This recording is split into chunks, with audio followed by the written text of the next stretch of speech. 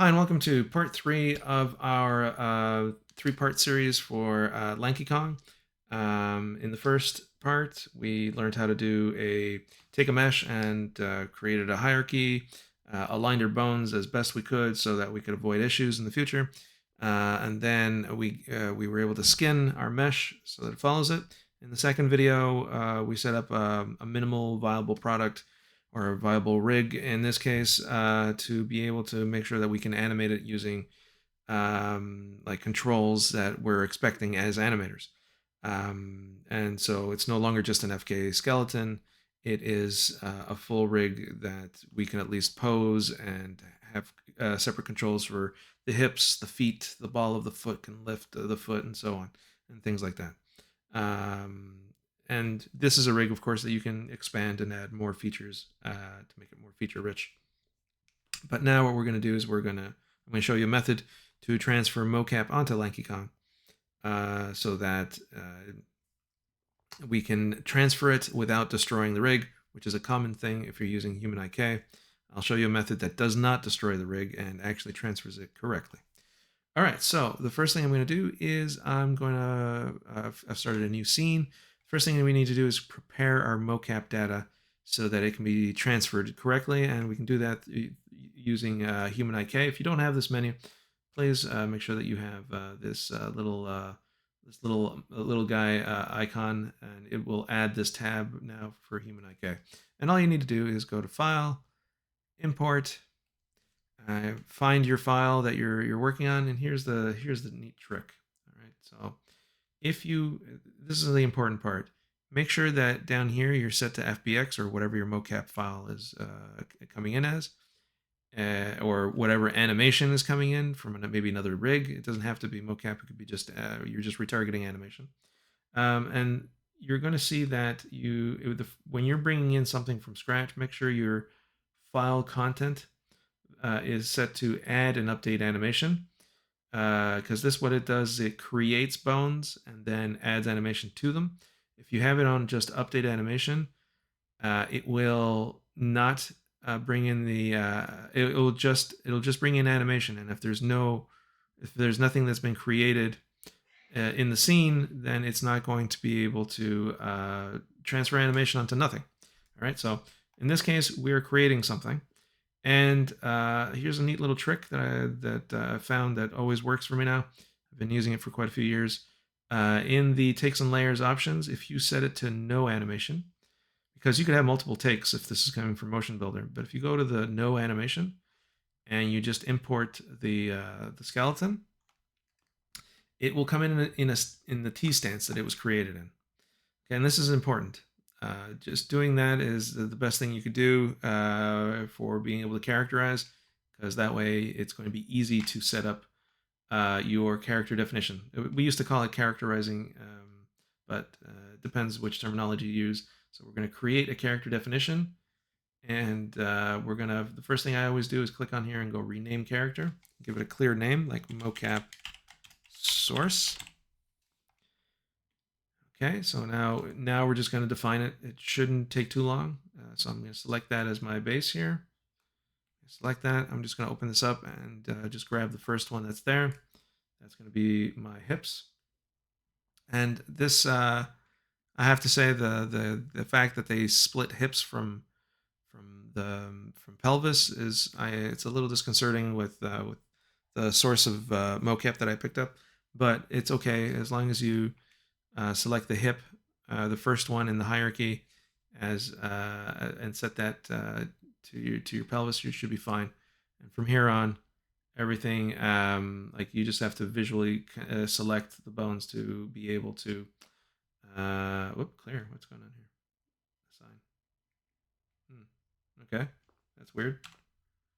Let me try that again. Oh, because I selected it like that. My bad. Anyways, it's not important. I don't edit those things out because I want to show you any issues that I may have had, because you might hit them too. So I'll open this up. And then the torso. We have a neck here. We're going to go into the necks. There's two necks. They call them twists, but there's no other one. So you don't need to do that as long as you, and then I'm going to go into the outliner where it says head because it's kind of a mess out here. And because we have the super thickness from the previous steps, it's kind of hard to select things when they're like this. But we're going to probably do that for the hands because there's no way we're going to do all the fingers this way. I'm going to select this as my clavicle. I'm going to make sure I'm just selecting this and not the twist bone for the arm. And then this is going to become the hand. So far, it's doing a great job at finding both sides. I'm just going to finish up this part. The sign. Now for the feet. I'm just going to select it like so. We're going to make sure that the toe base has been defined. I believe that's the toe base, yeah. So toe base. And just double check that you have one defined clearly on the other one. Yes, and that these things are working correctly. It's always good to double check. And then for the fingers, you don't need to do the fingers, but there is some data coming in from the fingers, so we might as well do this. I'm just going to go to change its radius to 1. Yeah, 1's fine. I'm going to go to human IK and go into the fingers. I'm going to select this bone and just go through all the fingers. These are not nubs. These are actually the distal phalanges. Cancel. It's not easy with a Wacom tablet sometimes. I do that for carpal tunnel reasons. You might be using a mouse, so it might be okay. Less accidents. However, carpal tunnel is serious, and if you have any pains in your wrist, I strongly suggest changing your workflow to a Wacom pen or some pen, because remember, all the artists from the past don't have carpal tunnel issues, and that's because of the way they hold pens. A pen is held in a way that the radius and ulna bone are not twisting on each other. And anyways, point is, we've completed this characterization. I'm going to lock it. I'm going to save this as mocap source. Remove the one that was already there. No big deal. So mocap source is has been set up so that it's been characterized, it's locked, everything's good. Now what I'm going to do is I'm going to do that import thing again. And this time, making sure I'm FBX, I click on this thing. This time, I'm not going to make it so that it creates bones. I'm going to make it so it just updates the animation. And this time, I'm actually going to bring in an animation take. So I'm going to be able to bring that in. And everything should be in place, right? Life is good. And this is going to be saved. Save scene as mocap source underscore dance. And normally you should be better about what kind of animation that this has. But when we're gonna bring it in, it's just going to be easy peasy to just import it like this, and then just make it the source for another characterization. So now we're going to do the same thing, but for our skinned Lanky Kong that does not have a rig. So we're just going to go File, Open, and let's see here. We have the skinned version. Okay, Lanky Kong. I'm going to leave him in gray because that way it's easier for us. And what I'm going to do for Lanky here is I'm going to create another create custom create character definition. And first thing I always do is rename it. So Lanky HIK. So basically the human IK for Lanky. And now we're just going to define it. So I select this. That's assigned. That's the pelvis. Much easier to understand what's here. Much cleaner. So then we're going to bring this in here. And this would work in Unreal. We're just using the Unreal skeleton definition, which is quite nice. So we have here a neck.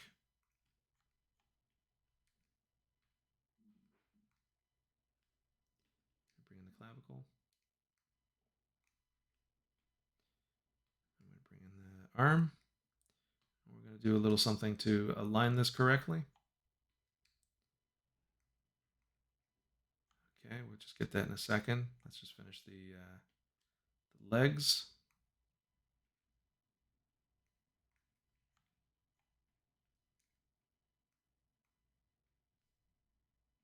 Make sure the toe base has been defined, and that I found it on the other side. See, sometimes it doesn't find it for some reason.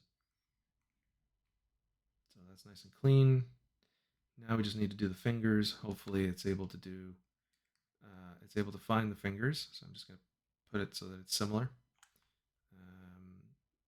Yep, so that's over here.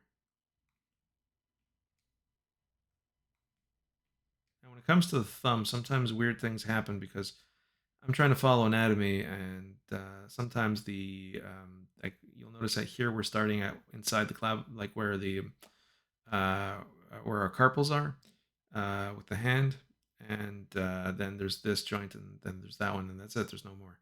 But for some reason, this gets pushed out quite often, and that's kind of annoying. But if you have that, just know that you just have to change. Maybe ignore one of these, ignore that one, and just start with that one, and that should fix any problems. Depending on your source, it depends on that source. Sometimes it's better when it comes to fingers. It's complicated because how do you mocap fingers exactly? If you're using some sort of optical solution, it's going to have a lot of trouble spotting the fingers. So it usually does this, what we call a smart transfer. It can find maybe some fingers and then kind of figure out what the other fingers were doing. And normally you use magnetic tape gloves or something like that to be able to get that information, and instead of using optical markers. So fingers are always a complicated thing and requires a completely separate solution. I'm just going to put this like this, so I can just select this stuff.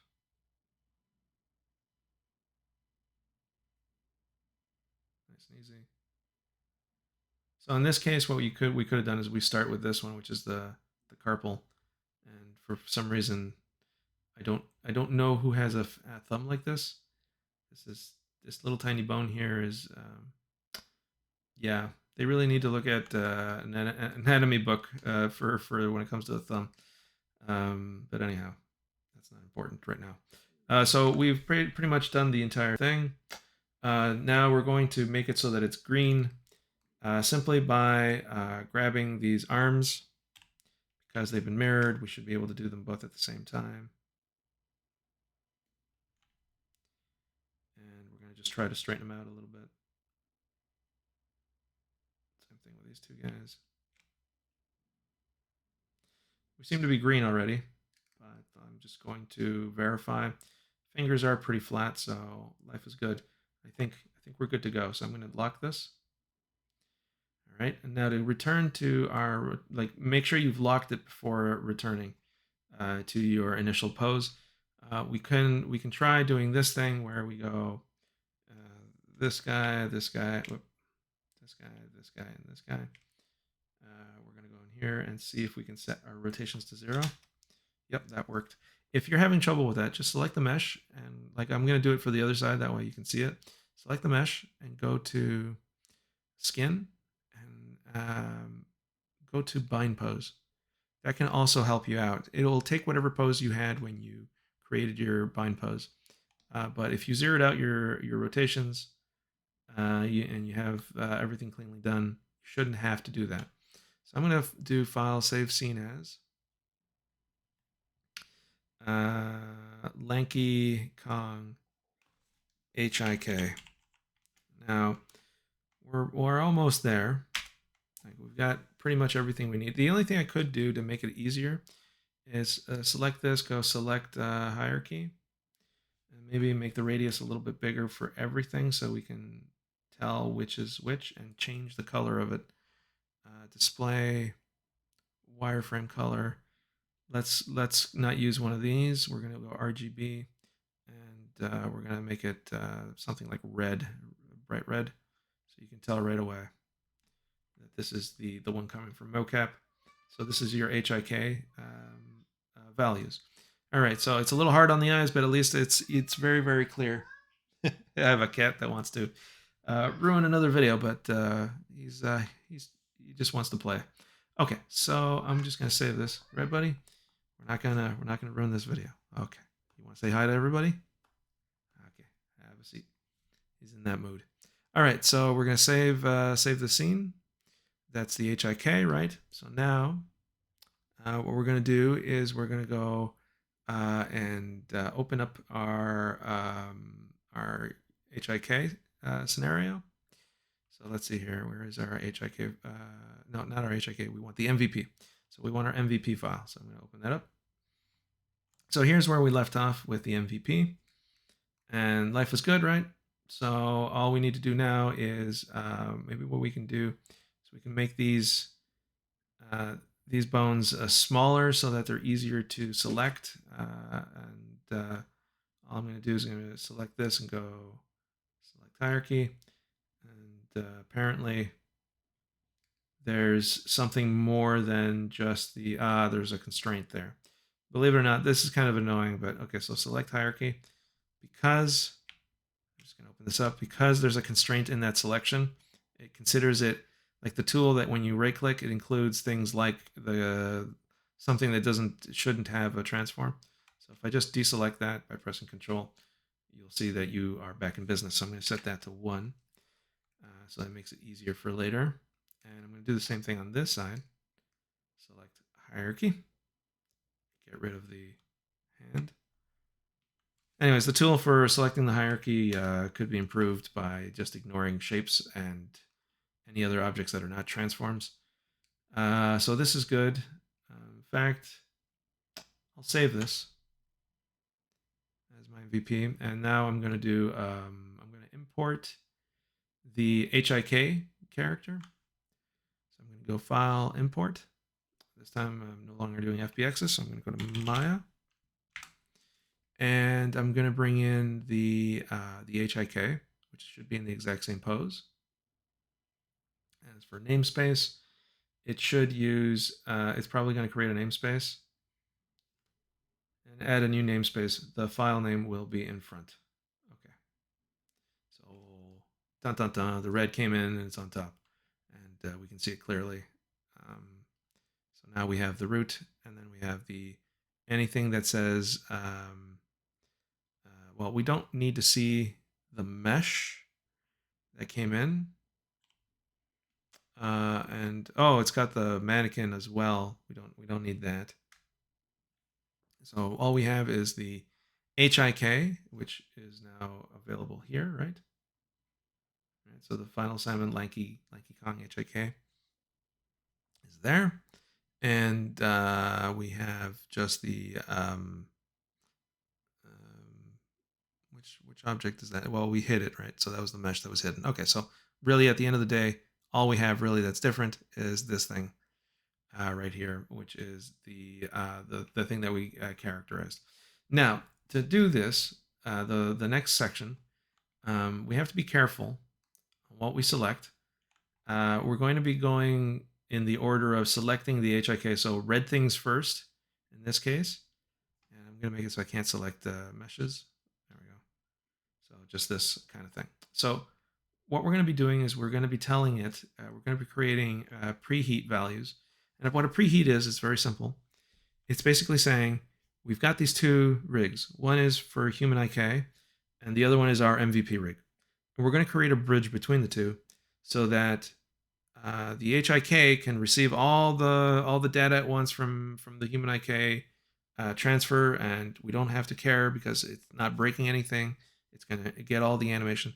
Then all we're going to do is we're going to cherry pick certain nodes and say, make this node follow that node, and then set keys on it when it comes time to bake and transfer. All right. Once you've set this up, you can use this as many times as you want, and it's nice and easy to be able to transfer mocap. But it takes some degree of, you have to take your time with this. So anyways, we'll do this as best we can. And as slowly as possible, so we know what we're doing here.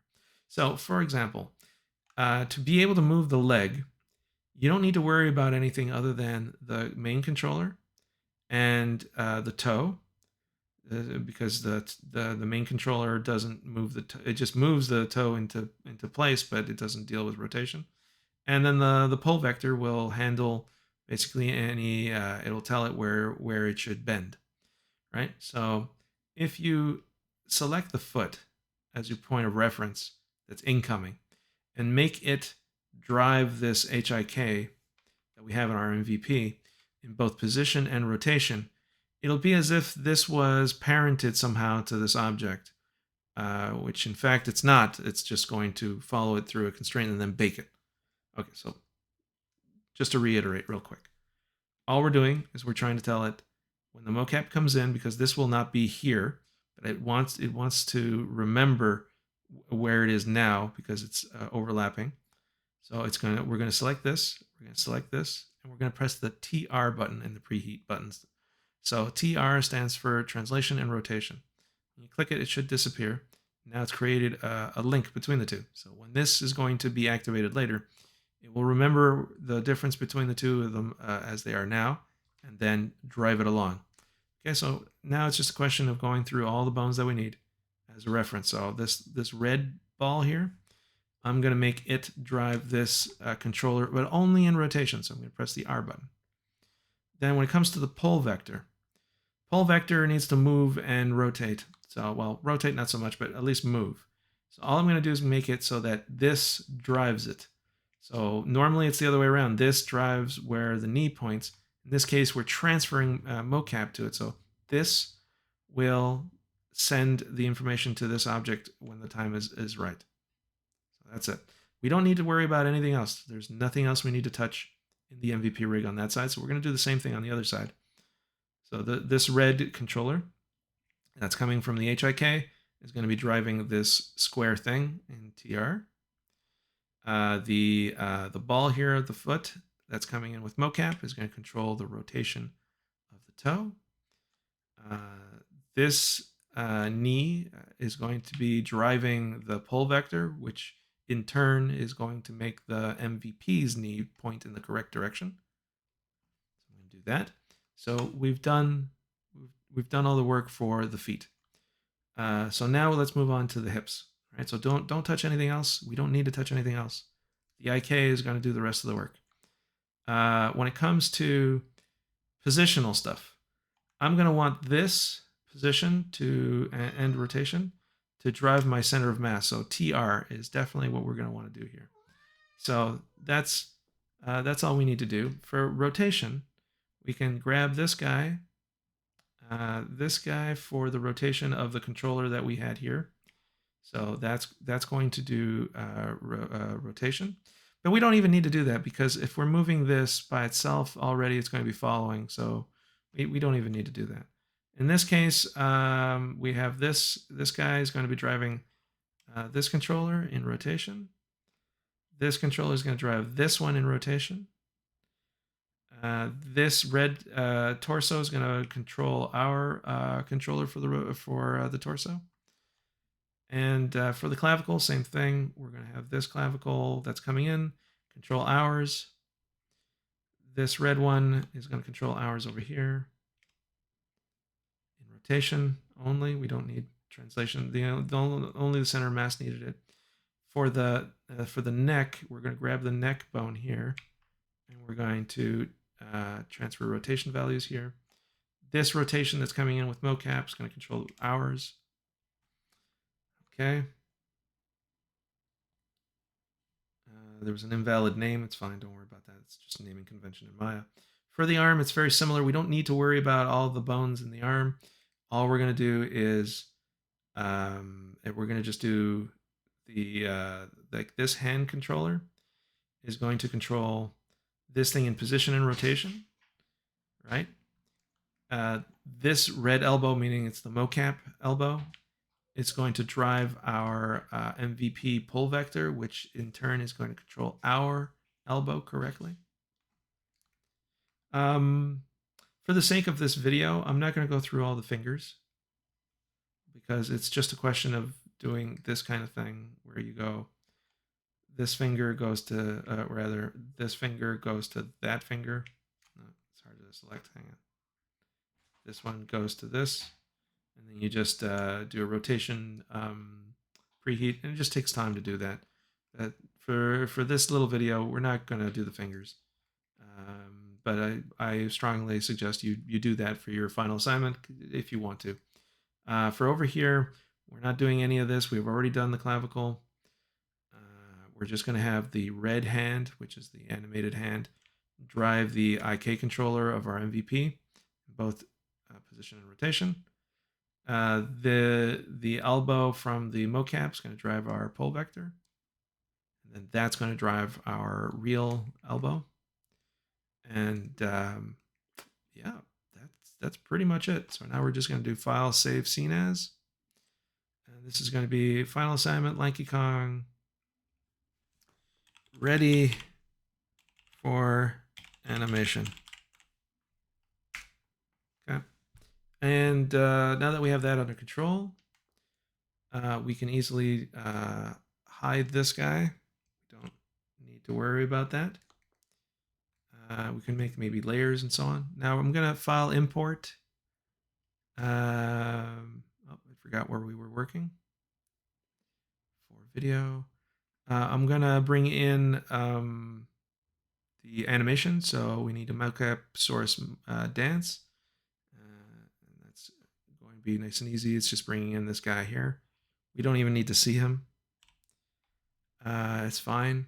And all we're going to do is the Lanky Kong, so we can see what's going on. The Lanky Kong HIK mesh, we're going to make it reappear. And I'm going to go over here. So the HIK Lanky Kong is going to be driven by the mocap source. And now we're going to see basically a little preview here of what's going on, right? And now that we're ready to go, we have a new bake button where I've streamlined the process. So I'm just going to press it. There's no more of that stuff that's going on. We have a little thing, a progress bar, and then I made it so that it tells you that it's finished. So I'm just going to hide this thing again, and we're going to see what it did to our mocap. Maybe we should bring out, let's remove the X-ray, and let's get rid of the gray material so we can see the final result of what it did. And also let's grab one of our IK controllers. Take a look here. The values are okay, right? If I were to move this, the IK is still working, so we didn't break the rig. If I grab any one of these controllers, well, that's a skinning issue. It's still fine. I still have the ability to maybe add layers or so on. I can lift off of this this little line here, so I can lift off the toe. The rig has not been broken, and everything's fine, and the data has been transferred over, so we can sit back and look at what's happened here. It's not too bad. It's not having not too many problems with the twisty. There's some skinning in the mouth, of course, because we were painting. There's some issues, and there's a couple of things here that need to be fixed up, but that's a skinning problem. So I think we can successfully say we've completed the assignment, and then you can rest assured that this would give you full marks. And we have Lanky doing his little dance here. We can finally say that he does have style, and he does have grace, even though he still has a funny face. All right, so Lanky, the Lanky exercise is complete. We've gone from mesh to the dance floor in 3 steps. The final steps are always a little tricky, so make sure you take your time and select them slowly. Make sure you're not adding any extra nodes that need to be removed, just so that you know, in case you have issues and you accidentally clicked on the wrong thing. If you go to display and get rid of DAG nodes, DAG objects only, you're going to find, if you type instruct, these are the bake instructions. So we didn't have to make too many for this to work. There's no fingers, right? So you're going to see that there's something called bake instructions and preheat instruction.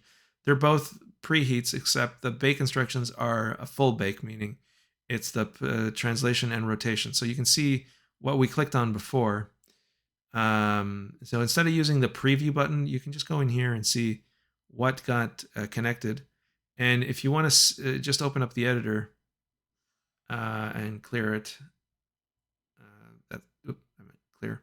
And we bring in just one of these, like let's say, I don't know, the upper arm, the controller for the upper arm. And it's going to bring you this node.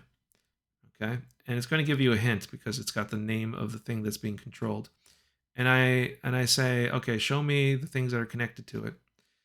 And it's going to show you that there's a controller, right? Like in this case, like look, it's the thing we selected. And then the HIK bone, which is currently hidden.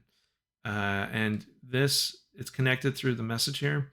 And it's saying the HIK is the driver, and the pole vector is the driven, and that's where all the keys are going to go. As we can see, the keys are here. And this node is basically, think of it like a node that is a constraint, but it only activates when you press the bake button, and then it deactivates it once it's done because it's baked, and it leaves it there in case you need to retransfer mocap again. And this is an easy way of finding out if you have too many things that have been connected or not. Here's the naming convention issue that we had, the little warning. It renamed these in a weird way, but anyways, it's okay. So the important thing here is that you can, at least if you have problems, you can debug it. This is all we needed for the preheat. When you don't have all the fingers to do, it's pretty straightforward. You only need to bake on certain parts of the character. And if you submit something that looks like this, you get full marks, pretty much. All right, so that completes. That's the last part for the Lanky Kong assignment. Anybody that's doing something similar to that, you can contact me if you want to. I can send you to the place where I got the mesh, so you can get it directly. And I didn't model this. I should put the credits for the person who did do the modeling, and it'll be in the description. But the thing that's most important here is that this rig was created in 3 steps, and within, let's see, this is only a 30-minute video. The first one was almost 2 hours because it was a lot of work, and we did it the hard way with no cheating whatsoever. Started from scratch and created all our bones, and then used a skinning method that was pretty quick, and it's not bad. It's not super clean. It needs a little bit of work, but it's okay. It's good enough for what we're doing. And then the second stage was making the MVP. That took about an hour, and then there's this half hour. So that's about 3.5 hours to go from mesh to dancing rig without a broken rig as well. So this is good news, and I think with 3.5 hours, those are 3.5 well-spent hours, and you should be able to set up a character to be able to animate in any way that you want. I think this is a valuable skill to have, especially if you're an animator. Okay, so that I'm going to wrap it up. I hope this was helpful. Have a good day.